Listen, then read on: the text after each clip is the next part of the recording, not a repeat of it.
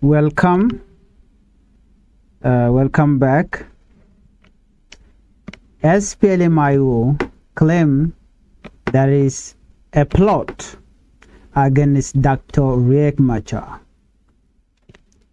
The Sudan People Liberation Movement, in a position commonly known as SPLM, has raised concern about the safety of its leader, Dr. Riek Machar. On Friday, the opposition movement released a statement claiming that it had received information from what it described as a reliable source. According to the party, the information suggests that there could be a plan to harm Dr. Riek Machar while he remained in detention. According to this statement, the statement was signed by Oyet Nathaniel, who is currently serving as the acting chairman of the SPLM-IO. Mr. Oyet said the information came from a source he described or considered trustworthy. However, he did not reveal the identity of the source and did not provide evidence to support the allegation. When Oyet was asked about the source during an interview, Nathaniel Oyet said he could not disclose where the information came from. He simply stated that the source was reliable. Before we move on, if you are new to Changfied YouTube channel, I would like you to help the channel by subscribing, turn on the notification bell, so whenever we upload a new video, you can be notified. Let's continue with this report. The SPLM-IO believe that any threat to Dr. Riek Machar's safety would happen while President Salva Kiir Mayardit is away from Juba on his current visit to Barghazal region. The opposition movement argued that President Salva Kiir Mayardit remained responsible for Dr. Riek Machar's safety because the former first vice president is currently under government custody in Juba. According to Oyet, anything that happened to Dr. Riek Machar while he's detained would ultimately fall under the responsibility of the government. Nathaniel Oyet also revealed that he has not had direct contact with Dr. Riek Machar for a long time. He explained that he only sees him when he appears in court. When Oyet was asked about Dr. Riek Machar's health condition, Nathaniel Oyet said he could not confirm whether the opposition leader was in good health because he had not communicated with him directly. He further claimed that Dr. Machar has not been allowed to meet his personal doctor for several years. The acting SPLM-IO chairman called on regional and international organizations to pay close attention to the situation. He appealed to IGAD, Intergovernmental Development Authority. He also appealed to the African Union, the United Nations, UNIMIS, the European Union, and other international partners to help ensure the safety of First Vice President Dr. Riek Machar and other political detainees. Government officials have not publicly responded to this allegation.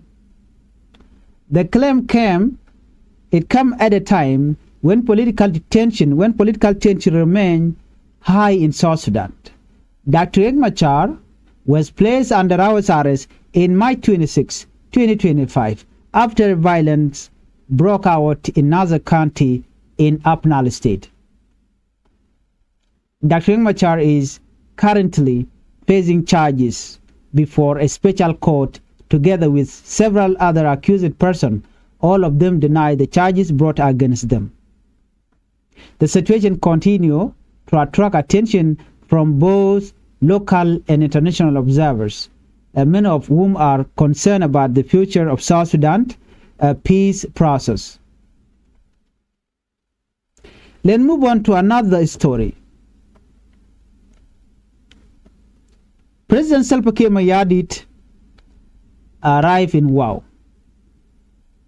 Meanwhile, President Salva Kiir Mayardit has arrived in Wau, the capital of Western Barghazal State. The visit marked the beginning of his tour of the Greater Barghazal region. According to local officials, the president's visit is aimed at strengthening peace and helping prepare the country for future elections. Large crowd gathered at Wau Airport to welcome the president upon his arrival. Residents from different parts of the state came together to witness the event. The State Minister for Road, Julius Bensencio Mugu, described the visit as important for the region. He said the people of Western Barghazal were pleased to receive the president after a long period without such a visit. President Salva Kiir Mayardit is accompanied by several senior government officials during the tour. After arriving in Wau, the president was expected to address members of the public at the Wau Stadium. Officials said he will later travel to Akon in Warrap State before continuing to northern Barghazal. Many citizens are expected to follow the president's speech closely, especially as South Sudan continue preparation for future political activities and election. The visit is also seen as an opportunity for the government to engage directly with local communities and discuss national issues. As political leaders travel across the country, an opposition group raised concern about security and governance. The court in Juba continue hearing one of the most important cases in South Sudan today. Our next story focuses on new development inside the courtroom. Now, let's turn to the ongoing court case involving Dr. Riek Machar and several other defendants. In this report, a judge warned media about court reporting. According to this report, a judge presiding over the case has issued a warning to journalists and media organizations about how they report information from the courtroom. The warning was delivered on Friday during another session of the trial being held at Freedom Hall in Juba. Judge James Alela Deng say that while the media has an important responsibility to inform the public, reporters should avoid publishing detailed testimony, evidence, and legal argument presented in court. According to the judge, excessive reporting of court proceedings could affect the administration of justice. He advised journalists to focus on providing summaries rather than publishing every detail of what witnesses and defendants say during the hearings. The warning came after recent media report highlighted testimony from one of the accused person, Honorable Port Counsel. During earlier court session, Honorable Port Counsel stated that he was mistreated while in detention. He also accused senior government official of playing a role in an event connected to the Nasser conflict. The judge expressed concern that detailed reporting could influence public opinion before the court reached its final decision. To strengthen courtroom procedures, Judge Deng announced additional restrictions. He ordered that journalists, lawyers, and members of the public should not bring mobile phone into the courtroom. Security personnel were instructed to collect phones at the entrance and conduct screening procedures before allowing people to enter. The judge said the measures were designed to prevent unauthorized recording and protect the integrity of the legal process. The trial remained one of the most closely watched cases in South Sudan. 8 individuals, including First Vice President Dr. Machar, are facing serious charges linked to the violence that occurred in Nasser County in March 2025. The charge include treason, crime against humanity, terrorism, murder, and destruction of property. All of the accused have denied the allegation. Government prosecutor claimed that opposition forces and allied army group attacked an SSPDF military base in Nasser in 2025. According to prosecutor, hundreds of soldiers were killed and military equipment worth millions of dollars was either destroyed or captured. Defense lawyer continued to challenge these accusations as the trial moved forward.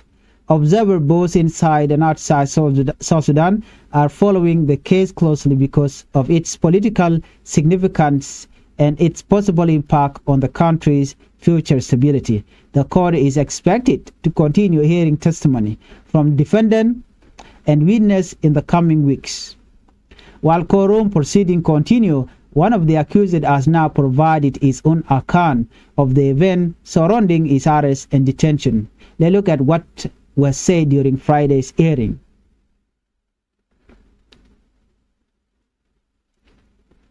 Accused businessman speak about his arrest. One of the defendants in the Nasser case has testified before the special court, giving detail about his arrest and denying accusation made against him. The defendant is Mampaldor. Mampaldor appeared before the court on Friday during the 84th session of the trial. Speaking through an interpreter, Mam described what happened on the day he was arrested. According to his testimony, he was preparing to board a flight to Uganda at Juba International Airport on March 5, 2025. Before the aircraft departed, officer from the National Security Services allegedly approached him and ordered him to leave the plane. Mam told the court that security officer took him to an office inside the airport where they recorded his personal information. According to Mampaldor, he said he was later transferred to a National Security Service facility in Riverside, still in Juba. The businessman claimed that security officer confiscated a number of his personal belongings during the arrest. According to his testimony, the item included his passport, laptop, computer, watches, cash or money, jewelry, and other valuables. Mam told the court that these belongings were taken from him shortly after he entered security custody. The defendant strongly denies accusation that he financially supported army youth group involved in the Nasser conflict. Earlier in the trial, prosecutor presented evidence from a digital forensic expert.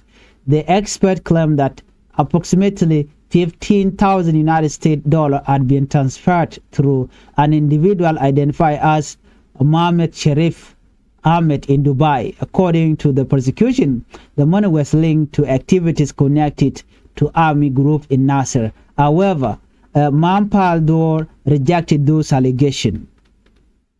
According to Mam explained that the money was related to business activities rather than political or military operation.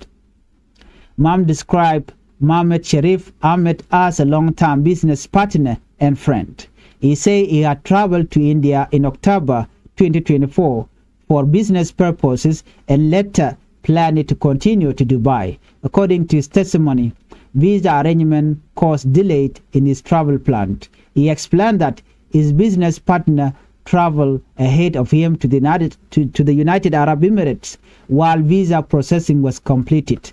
Mam told the court that he later requested funds from his business team and arranged for the money to be sent through his business associate. He maintained that the transfer was entirely connected to business activities. The defendant also denied allegation involving money transfer to individual in Nasser through mobile money services. Throughout his testimony, Mampaldor insisted that he had not involved in supporting army violence. His testimony formed part of the defense case as the court continued examining evidence presented by both sides. The hearing has now been postponed until June 8, when Mampaldor is expected to continue giving evidence before the court.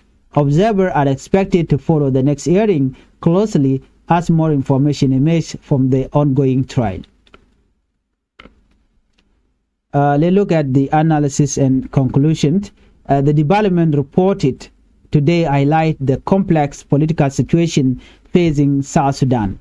On one side, the opposition SPLM continue to express concern about the safety and detention of its leader, Dr. Riek Machar. On the other side, government institutions continue carrying out legal proceedings related to the Nasser violent case. At the same time, President Salva Kiir Mayardit is traveling across part of the country, meeting citizens and discussing peace and future election. These events are taking place during a period when many South Sudanese are hoping for stability, security, and progress. Political tension remain high, and disagreement between major political groups continue to create uncertainty in the country. The future of the 2018 peace agreement remains an important issue for citizens, political leaders, regional organizations, and international partners. Many people are watching closely to see whether political leaders can resolve their differences peacefully. Others are paying attention to the court proceeding to see how the legal process unfolds. As South Sudan moves forward, many citizens continue to call for peace, unity, justice, and national reconciliation. The coming week may bring important development that could shape the country's political future. For now, attention remains focused on the safety of political leaders, the ongoing court proceeding, and effort to maintain stability throughout the country. That brings us to the end of today's report. Thank you for watching Changfied YouTube channel. If you are new here to Changfied YouTube channel, please, I would like you to help the channel by subscribing, turn on the notification bell so whenever we upload a new video, you can be notified. Let's meet on the next video.